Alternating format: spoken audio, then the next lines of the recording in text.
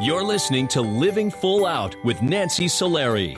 As a successful motivational speaker and trusted life coach, Nancy knows how you can live the life you want regardless of the challenges you face.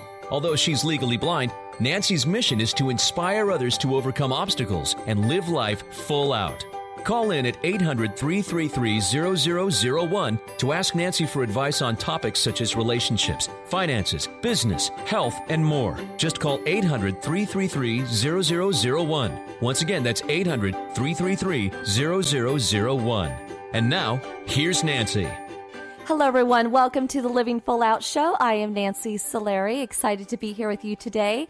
So on today's topic, we're going to be talking about taking responsibility. Now, no one loves responsibility, but at the same time, it's an opportunity for us to be a leader in our life. It's an opportunity for us to inspire others when we take responsibility. So we're going to be talking about various forms of that throughout the show. And again, we'll be taking your calls. So if you have a question, call in at 800-333-0001. And we have a very special guest coming up in our next segment, Amy Biancoli. She actually not only had to see her father attempt suicide, but her sister and her husband both did commit suicide and pass away. And she's going to be sharing with us about how she had to take responsibility in her life after all that loss. So it's a very moving story, and it lets us all kind of, assess our own lives and see how we can do better, be better. We always want to hear from you if you have any questions about today's show or need resources or support, or if you have an inspirational story that you feel would be good to share with our community. Reach out to us at connect@livingfullout.com. Again, connect@livingfullout.com. And after today's show, if you want to hear the recording or if you want to hear any of our past shows, just go to livingfullout.com, click on the radio show tab, and all the episodes will be there waiting for you. So we're going to go back to the show now. Again, taking responsibility is our focus for today. We're going to go to the phone lines now and talk to one of our callers. Hello, welcome to the Living Full Out Show. Hi. Hi, thank you for calling in. How can I help you? Oh, I just had a question. Uh-huh. So I'm a mom and a wife, newly, and I just started working. And before I was working, I spent a lot of time with my son, like going to all these different classes and things with him, and now it's harder to balance. Mm-hmm. So I was just wondering what advice you would give me to help balance my life, like as far as work and, How old the is baby and my husband. How old is your son? 2. He's two? Okay. Uh-huh. It's interesting. Obviously, if we could spend quantities of time with our kids, we would, right? Right. But it's right. more about it's not about the quantity, it's about the quality. And you know Right. your son best. So when you think of the moments that you guys have shared together, the ones that he giggles the most, just is more full of life, what would be one of those moments? I would say, he likes to skateboard. He's a skateboarder. Okay. He likes to go to the park, and we do a dance class where he gets to play like musical instruments and dance around. Okay. So I would say that, or with my husband. So like those are the moments that you want to hold on to. You may not have them every day, but you want to find time to at least carve out each week sometime. Okay? Yeah. Maybe it's not that you're in a class, but maybe randomly for like a half an hour on the weekend or something, you crank up the music and you test out your moves, right? Okay. Or maybe it's just going outside for a half an hour and saying, okay, show me your moves. What have you got in terms of your skateboarding, and do something fun with him. It's not about having to be a part of every little minute of his day, although I know that's what you wish you could do. It's about cherishing the times that you do have. Also, I will tell you that while going to work and having to do all that is not fun because you'd like to be with him, he's going to see in you a mom that is not only nurturing and loving and a good mom, but also someone who has a good work ethic. So you're building in to be a great role model for him. So just continue to be your loving self. And again, it's about letting him always know that he's heard and that he's loved. Because it doesn't matter if you're a toddler or if you're in your 90s. The secret to life is that people want to feel acknowledged and they want to feel heard. And as long as you give him that quality time, that's all he's looking for. Okay. Okay? So and I thank definitely you. do that. Yeah, see, check box. You got that. So Right. you're doing great. You're doing great. Thanks. You just keep on laughing. Have a good time. Okay. Okay, thank you so much. Bye-bye. Okay, bye. Bye. So she brings up such a great question. How do we take responsibility in our life, working and doing all the commitments we have, but yet continuing to have that cherished quality time with people in our lives or our kids? Perfect question. And again, we're here for you. If you have any more questions about how to take responsibility in your life, we're going to go back again to the phone lines. Welcome to the Living Full Out Show. Hello. Hi, thank you. Hi, thank you for joining us. What's going on today? Hi. Hi. I just wanted to ask because I have an issue. I've been pursuing a career in a male-dominated, it's male-dominated, and I get discouraged really easily because of the fact that there's so much male in the industry, as in engineering. Mm-hmm. So in the past, I've been laughed at and not taken seriously because I previously worked in construction myself. Mm-hmm. And I just wanted to know how I don't let it get to me or get discouraged so easily.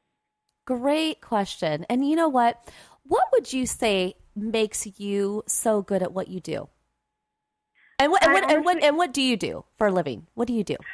Right now I'm still in college, but Okay. I have a past experience in construction, and I am a certified cement mason.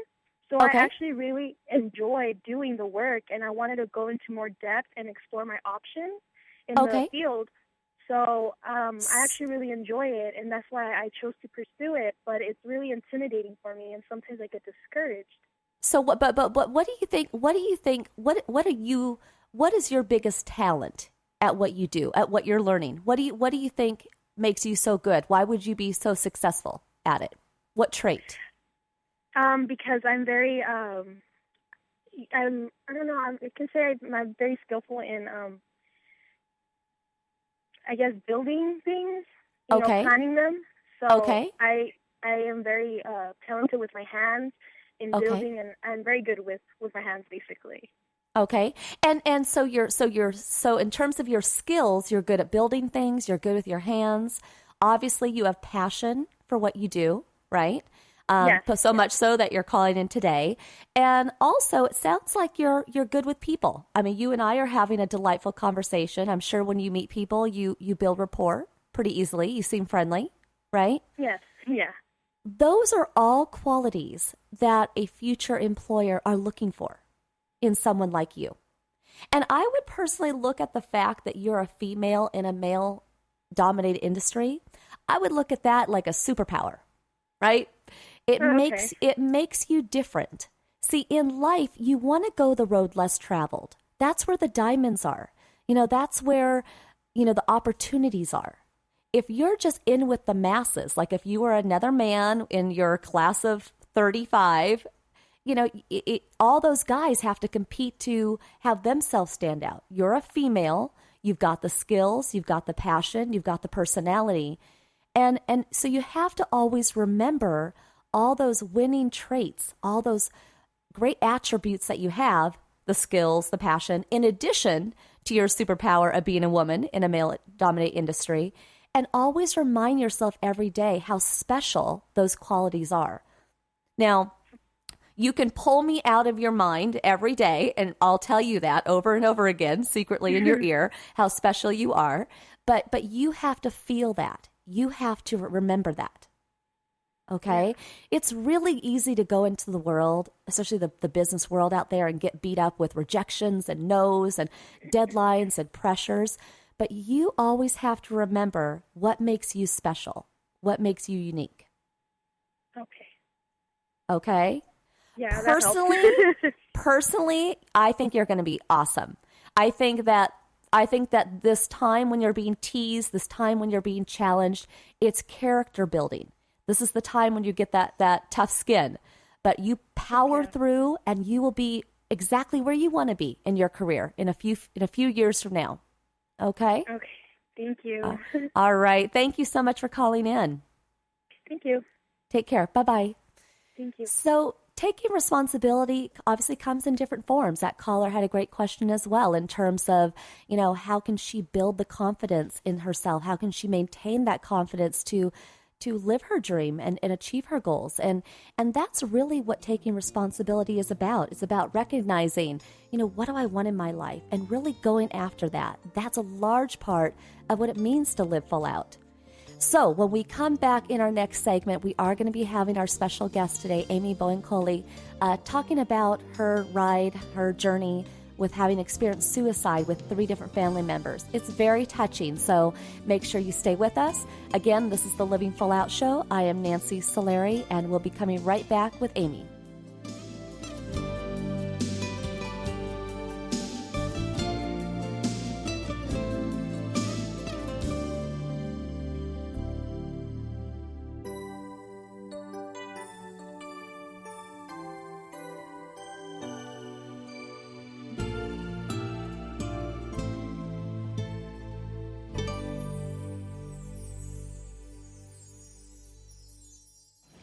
Dad, this is fun. I didn't think I'd like kayaking. Well, I'm glad you enjoyed it, but I think it's time to head back in. Okay. Can we come back? Sure. Tomorrow? Let's check with Mom. Hey, be careful getting out of the boat. It's a kayak, Dad. I'm gonna return the kayak. Just make sure you have everything. Yep. Can we walk home? How about a taxi? 233 North Maple, please. It's a short fare from your neighborhood to your naturehood. Visit discovertheforest.org to find a neighborhood park or green space near you. Also, find fun activities to do like boating and biking or camping and hiking, plus much more. It's all right in your naturehood. Best day ever. A public service announcement brought to you by the Ad Council and the U.S. Forest Service. Don't you wish that getting your child to eat right, move more, and spend less time in front of a screen could be as easy as pushing a button?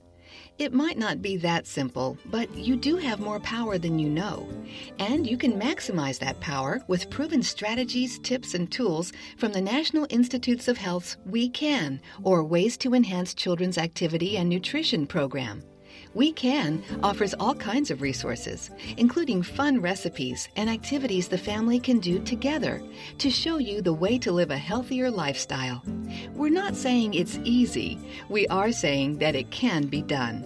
Take the first step today. Call 1-866-359-3226 for a free We Can Parents Handbook. And be sure to visit the We Can website at wecan.nhlbi.nih.gov for free information too. A message from the U.S. Department of Health and Human Services. Today, my new dad and I shot off a rocket in the park. Today, my new son and I failed to shoot off a rocket. He knew exactly what to do. I had no clue what I was doing. We set up the rocket. Hit ignition. And then... And then nothing. Sometimes I laugh when I'm frustrated. Then out of nowhere, the rocket launched into the air. The rocket did get into the air. I've never seen anything fly so high. And then crashed into a kite. Look out! And then the pond. I'll never forget that day. I'll never forget that day, even if I tried. You don't have to be perfect to be a perfect parent. Thousands of kids in foster care will take you just as you are. For more information on how you can adopt, visit adoptuskids.org. A public service announcement from the U.S. Department of Health and Human Services, Adopt U.S. Kids, and the Ad Council. When I was little, I didn't talk for a long time. I liked things to always be the same. Anything new or different would scare and upset me. I was very sensitive to lights and sounds. It was almost like I had bigger eyes and ears than everyone else. So I built secret hiding places where nothing could get in. I didn't like looking people in the eye. It made me feel uncomfortable. I'd throw big tantrums over little things like when my socks didn't match. Sometimes I'd do the same things over and over. Until one day, I found out I had autism. My family got me help. Slowly, I learned how to live with it better. You can see signs of autism in children as young as 18 months. Early intervention can make a lifetime of difference. Learn the signs at autismspeaks.org/signs. Brought to you by Autism Speaks and the Ad Council.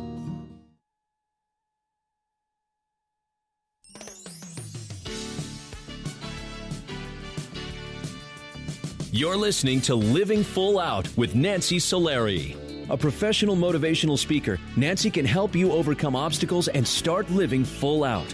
Call in with questions live at 800-333-0001. Once again, that's 800-333-0001. And now, here's Nancy.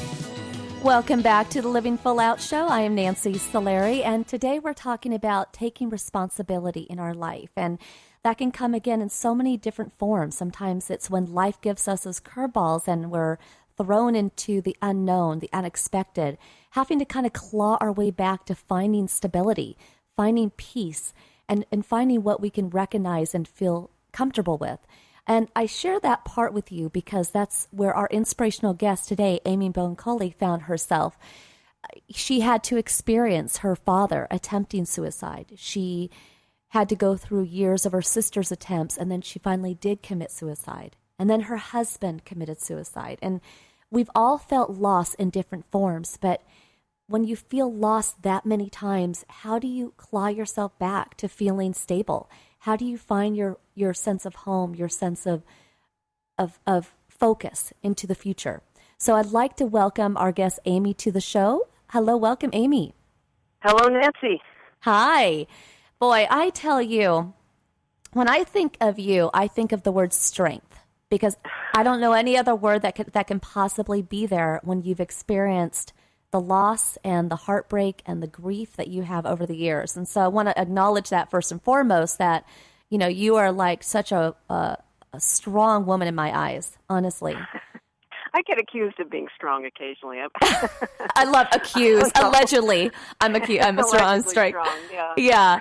Well, let's take our listeners back a bit. Now, I know that when your father attempted to commit suicide, he didn't. He actually lived. But when he attempted, you were 11 years old.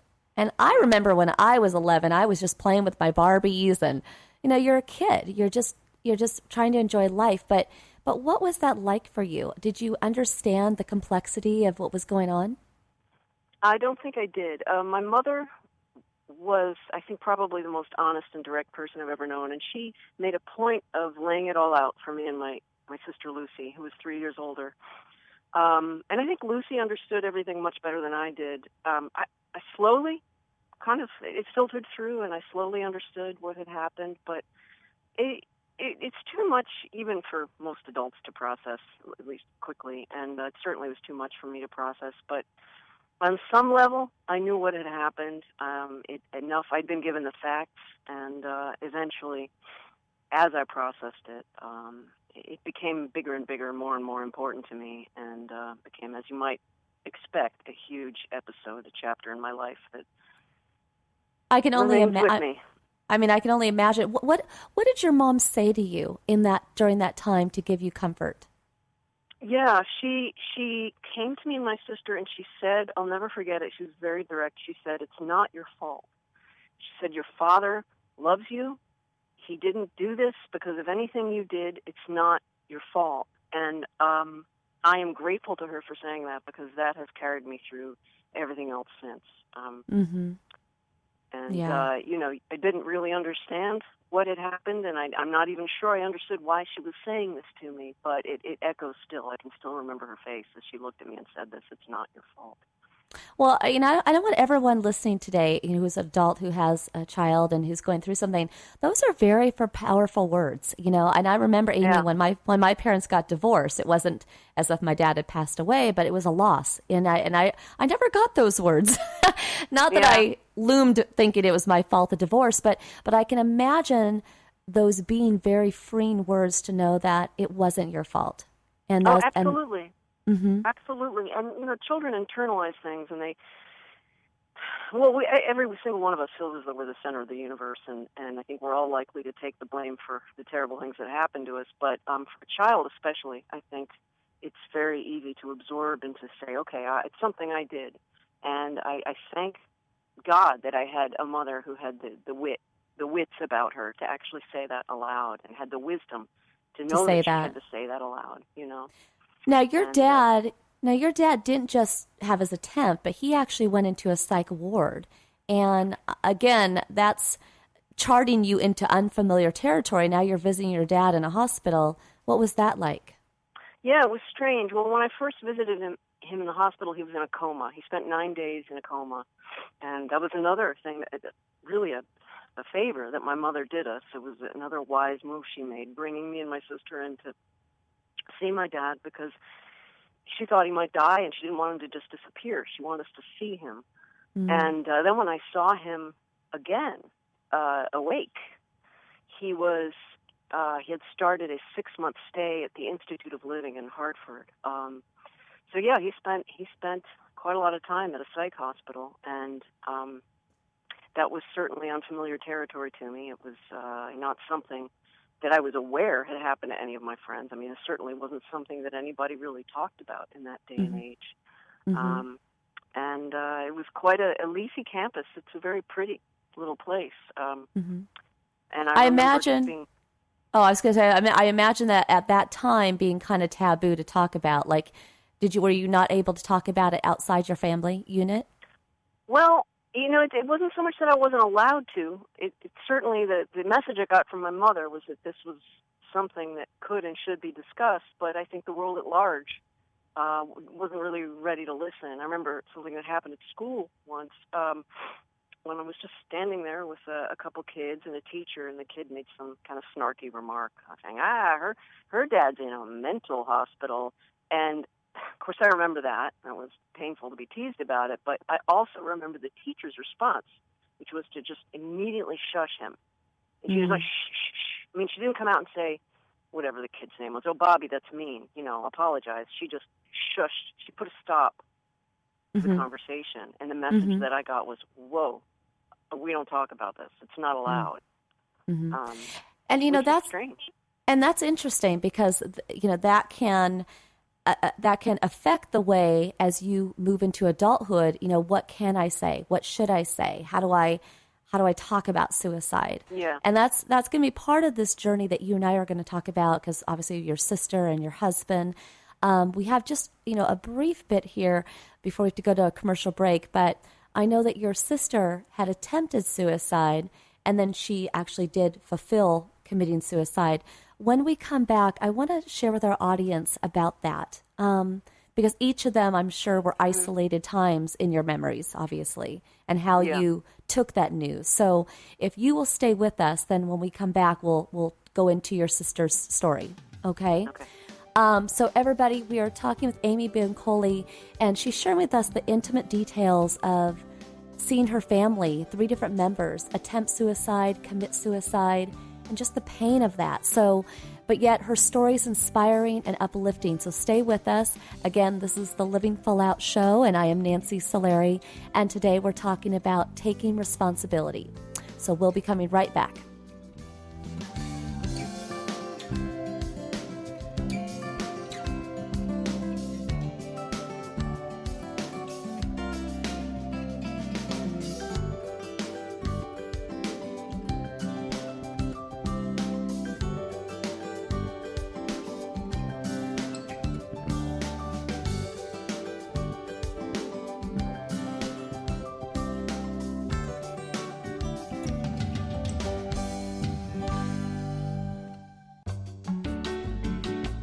You're listening to Living Full Out with Nancy Solari.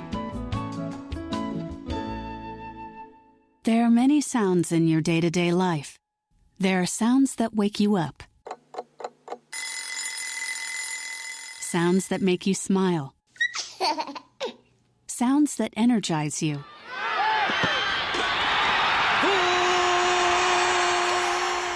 And sounds that help you relax.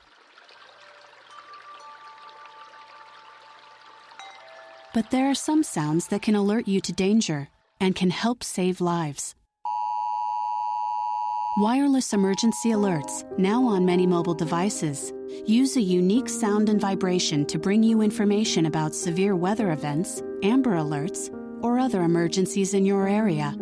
With critical information from local sources you know and trust, you can be in the know, wherever you are. For more information, visit ready.gov/alerts.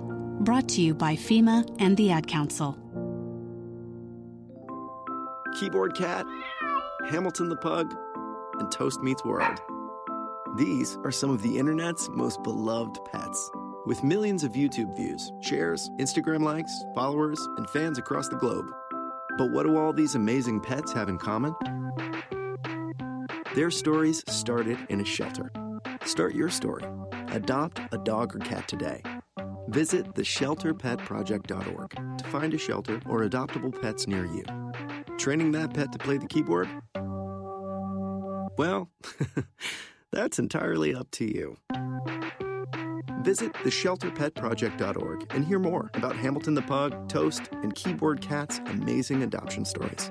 Start a story. Adopt a shelter or rescue pet today.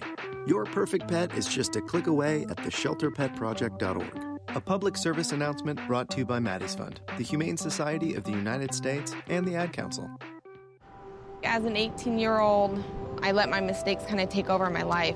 I was 0.5 credits away from completing high school, and I didn't do it.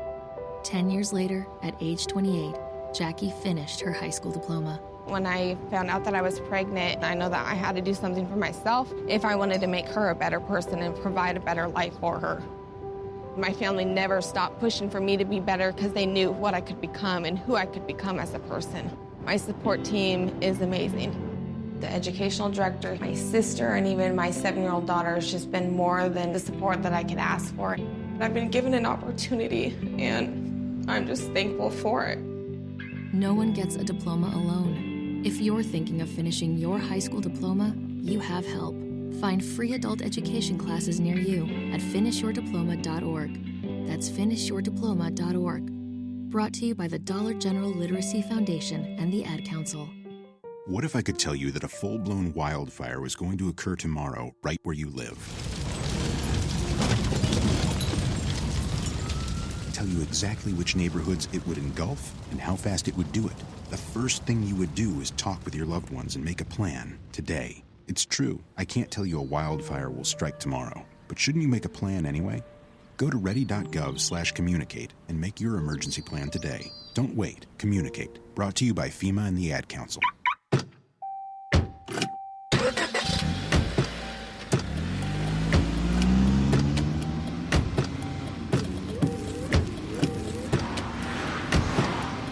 Driving has a rhythm all its own. Don't wreck it with a text. Before you get behind the wheel, silence your phone. Or better yet, designate a texter. For more text-free driving tips, visit stoptextstoprex.org. Brought to you by the Ad Council and the National Highway Traffic Safety Administration.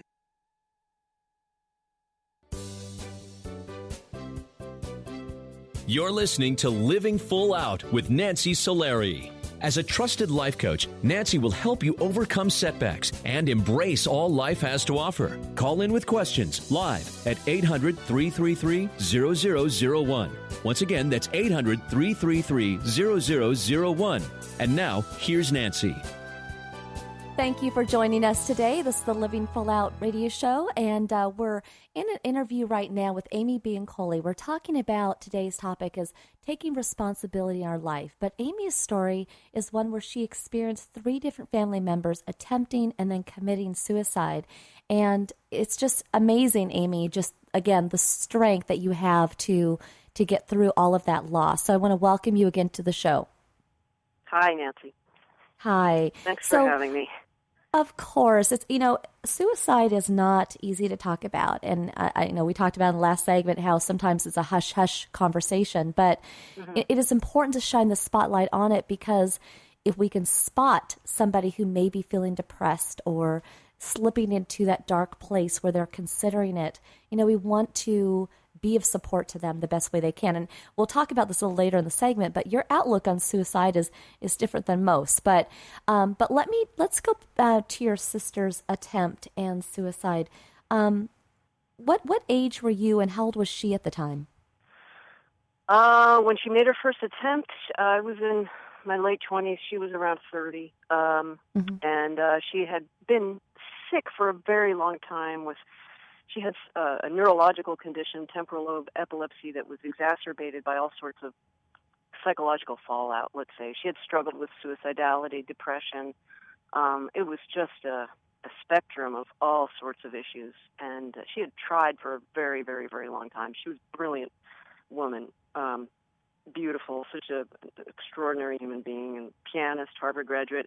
And she just woke from a nap and took a bunch of her pills and groggily sort of realized what she had done, told my mother, and my mother got ready to drive her to the hospital. And I remember my sister turning to me when I showed up saying, "Don't be mad, Aim."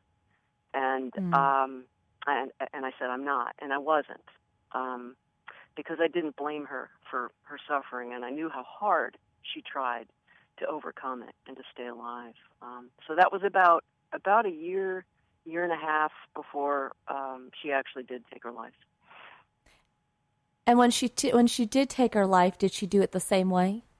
Yes, yeah, it was right. She was in her apartment alone one night. I had gone away for the weekend and had forgotten to tell her. At that point, I had gotten married and moved, and it was in the days before cell phones, so she couldn't reach me. And when I got back, I got a couple of messages from her. The first one was left in utter distress. Please call me, please call me, please call me. And then the next one she left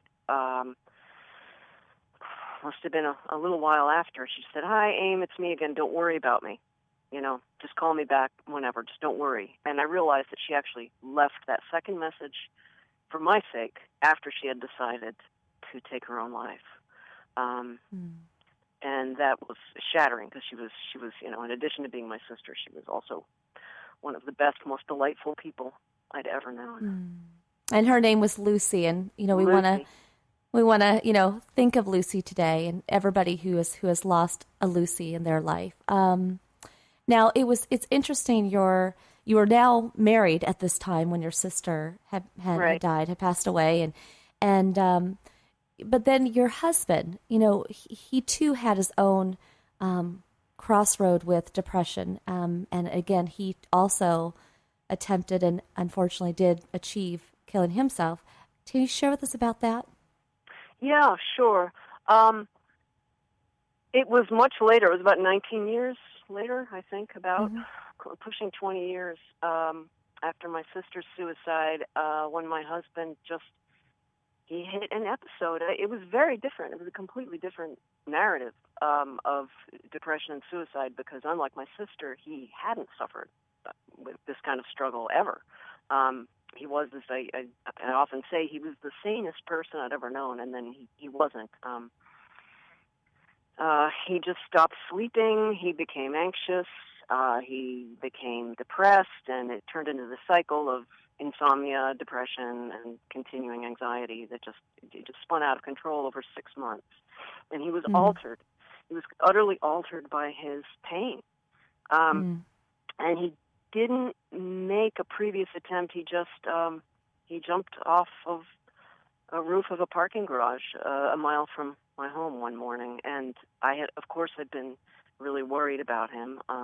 He had been hospitalized a few times, and nothing had worked.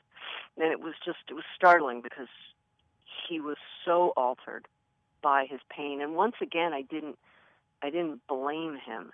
I didn't want to lose him, obviously, I wasn't able to process everything that had happened, and I think I still haven't, but I didn't blame him because I didn't regard it as a choice, just as though the same way I didn't regard my sister's suicide as a choice, because I believe profoundly that people who are in those altered states, they act in a moment of profound darkness, but it's an action, but it's not a choice. I don't regard it as a decision. I don't think he decided to leave me and my 3 kids. I think he was just compelled by the darkness.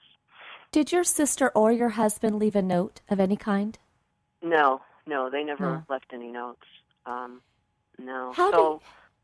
How do you obviously when your husband had done that day, and you had found out that he had passed away, and everybody, Amy clarified for me that she's okay with the word died. Everybody's got their piece with suicide. And again, you've really grown to a place where various terms don't trigger you. So, so everyone know in the community that's why I use certain words. She's okay with that. But when he had died, how did you handle telling your kids? Because it's interesting. You had been the child having your mom tell you, and now you were the mom having to tell your kids. Yeah. Well, I said, he loved you. It's not your fault. It's nothing you did. He loved you. And which is what I knew I had to say, because I remember my mother saying it to me. I said it to myself, and my mother and I said it to each other after Lucy died. And I had to say it to them. The hardest thing I've ever done was telling my children that their father had taken his own life. But that part, I wouldn't say it was easy, because there's no way that any part of that conversation is easy, but I knew it had to be said. And again, I don't know exactly what gets processed, but I think they took it to heart. I hope they did. Well, and it's interesting, Amy, because you really rallied for your kids, and you're even still today, still processing this. And again, my word for you is strength. I think you're such a woman of strength. But, I mean, how do you digest so much loss? And what is your relationship with suicide today, having been with this journey your entire life? Yeah. That's an interesting way of putting it, a relationship with suicide. I do struggle with guilt, and that's part of one of the main reasons I talk about it is because I feel as though I have to. I feel as though suicide has affected my life in so many ways, and so much of the conversation around suicide isn't happening. I mean, there's less of a stigma than there used to be, but people still aren't talking enough about it, and it's such a plague, and we need to talk about it. And the people who are suffering need to talk about it. The people who have struggled with it and made attempts and survived need to talk about it. The people who are veering into that darkness need to talk about it, and the people who have buried loved ones because of suicide need to talk about it. So on the one hand, I struggle every day with guilt, even though rationally I know I shouldn't. I know that guilt is just a purely emotional facet of it, but I also know rationally that I'm going to feel that way. So I step back and I look at it that way. At the same time, I regard people who die by suicide as just, I've lost people I love to it, and I do not question the horror of what they went through and the horror of what people who are contemplating suicide go through. I do not question it, but at the same time, I feel I have to talk about the pain and the lingering complications for people left behind. So on the one hand, I don't regard it as a choice. I don't regard it as anything that anyone does except in a moment of absolute pain when they just can't conceive of a way out of that pain. And I feel nothing but compassion, no anger, no judgment at all. But at the same time, I feel as though part of the conversation has to be everything else, like the world that they leave behind when they leave, and all the people affected and the ways in which they're affected, because they're so loved. They're so loved. And that's the part that I think is so interesting, because, again, you've been on both sides of this. But for somebody listening today who has lost somebody to suicide, because in our final moments of the show here, what advice do you have for them in having the same strength that you have? To someone who's contemplating it, first of all, I would never say that my pain is an equivalent of theirs, because I can't understand the pain of someone in that darkness. So, but I also know that that people in that moment of darkness forget, or they can't conceive of how much they matter to other people. And what I would say to someone who's standing on that ledge, whether it's a literal ledge or they've got a bottle by their on their nightstand. I'd say, you are loved. You matter to other people. You might feel like you don't matter to other people. You might feel like your death will somehow free them, because I think that's part of the problem, is that they feel like, well, I'm just causing pain for other Well, people. and Amy, that makes a lot of sense, and I'm glad you actually got those final words in, because they're very powerful. And I just want to thank you so much for being on the show today. Everyone's Amy Biancoli, and just the strength that you have. Thank you so much for being with us. Thank you, Nancy, and thank you, everybody. Thank you, Amy. We're going to be coming right back after this break, taking your calls again, 800-333-0001.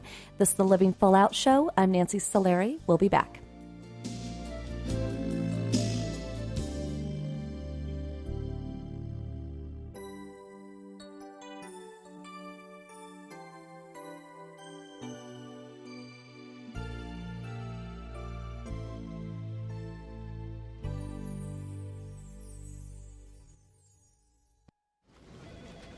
Well, Jason, I've got to tell you, you're pretty much everything this company is looking for in an entry-level candidate. Great. Your resume isn't quite what we're used to, but you've got a fantastic work ethic. Thank you.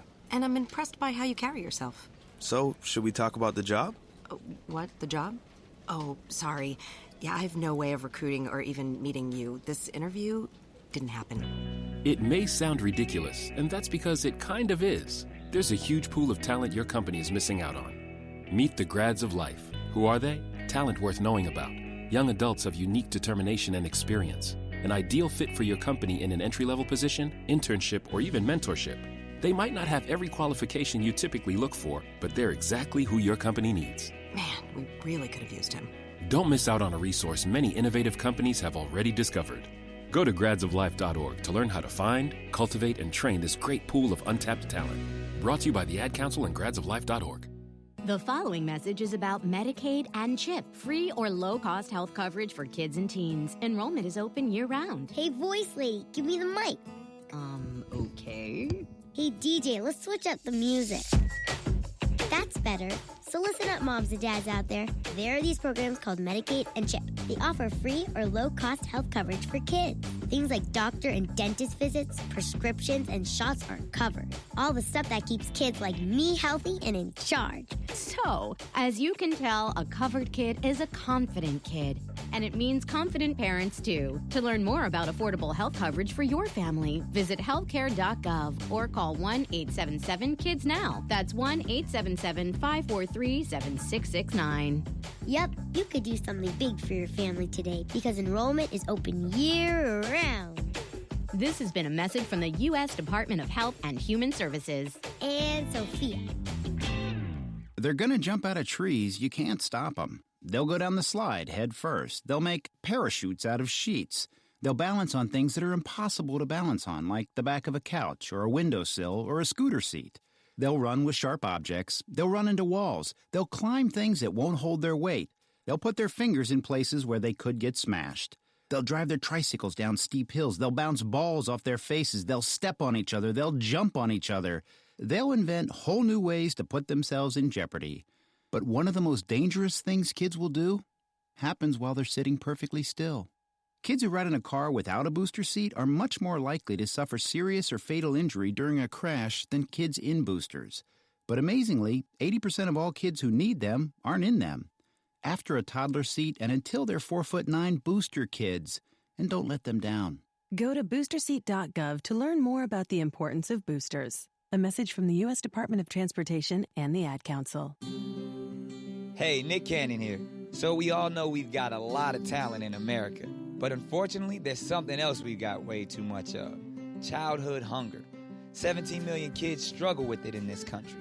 That's why the Feeding America nationwide network of food banks gather surplus food to give hope to hungry kids and their families. Join me in supporting Feeding America and your local food bank at feedingamerica.org. A message from Feeding America and the Ad Council. We're your pets, and this song's dedicated to those people who don't have health insurance yet. Enroll, we say. We want you to be okay. Enroll.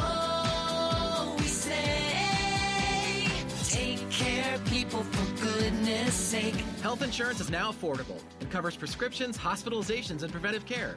Visit getcoveredamerica.org to learn more. And take care, people.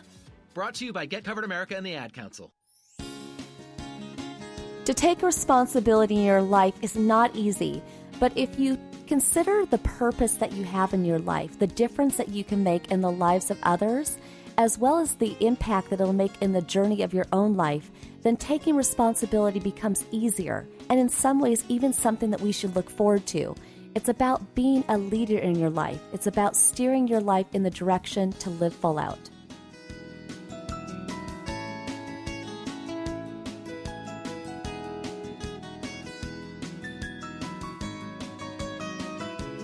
You're listening to Living Full Out with Nancy Solari. As a certified life coach, Nancy can help you to overcome challenges and start living full out. Call in with questions live at 800-333-0001. Once again, that's 800-333-0001. And now, here's Nancy.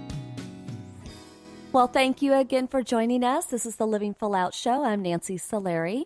And here we are, final segment of the show, but boy, I don't know about you. Today's topic is taking responsibility, and I've been thinking about, even in my own life today, where do I want to ante up? Where do I want to do more, be more, make an impact in somebody's life? That's what it's all about. That's what this part of living your life full out is concentrated on. Now, we're obviously here each week to support you, and we're going to go to the phone lines now to talk to one of our callers. Welcome to the Living Full Out Show. Hi, how are you? Hi, thank you. Hi, thank you. I'm good. How can we help you today? Yeah, so my question is, I have a friend who's kind of been talking to me and kind of leaning on me like a therapist, and I just don't feel like I have the tools to help him. So my question is, how can I advise him to seek help from a therapist while still maintaining our friendship? It's a really good question. It's a really good question. And I think a lot of times friends do turn to other friends as a sounding board. But there's a difference between being a sounding board and knowing that you're giving the right guidance or advice, because again, you don't want to steer them the wrong way. It's kind of like when somebody has a breakup. You don't want to tell them that you're happy they left that person, because what if they get back together, right? Those words can come back. Right. So if you can kind of share with me just very briefly, what is your friend going through? And why do you feel a therapist would help him? Yeah, and we've been friends for a while, and it's just a lot of depression and anxiety, and I think it's just really negatively affecting his personal relationships. And I try to give him advice, but it seems like more he wants to talk just to kind of, like, he likes kind of the he pretends like he wants advice, but kind of when I give it, he doesn't really take it. So it's just really difficult. Like, I think he'd really benefit from seeing a professional, because I think there are just things he needs that I can't give to him.